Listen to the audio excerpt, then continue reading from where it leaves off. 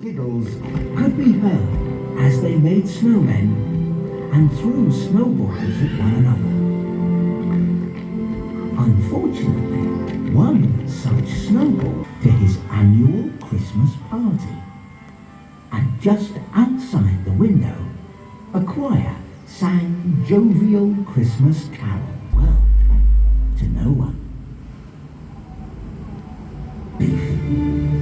It was, after all, a name Scrooge knew well. Ghostly presence suddenly came into view.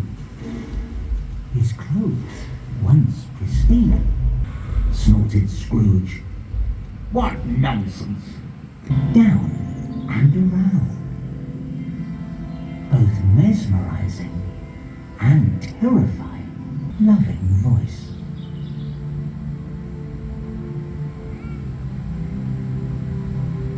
I am the ghost of Christmas past.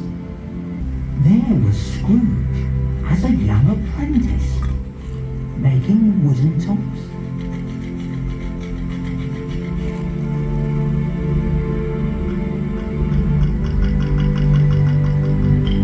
Encouraging father figure.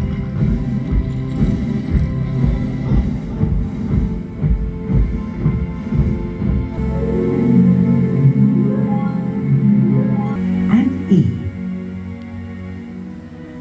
in purple ink and encircled in a heart shape.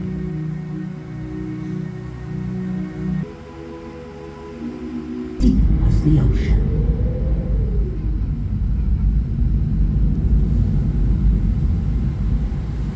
Parks and streets.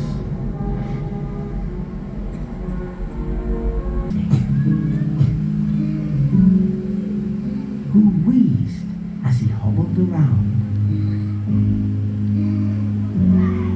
Music, laughter, and song.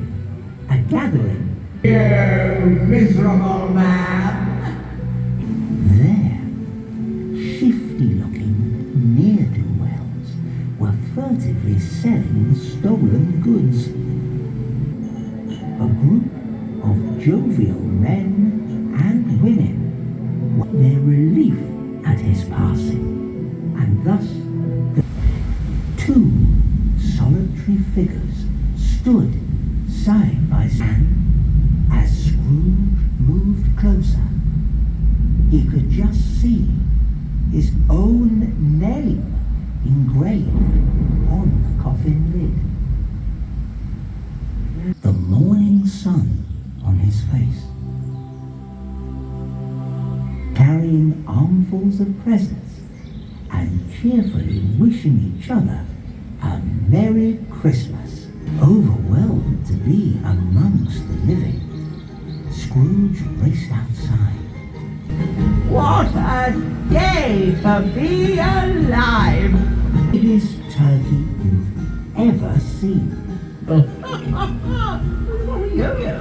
Why, Mr. Scrooge, are you okay?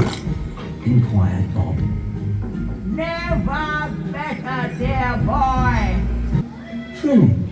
Thank you, thank you, thank you. Full of the warmth and beauty he remembered so well.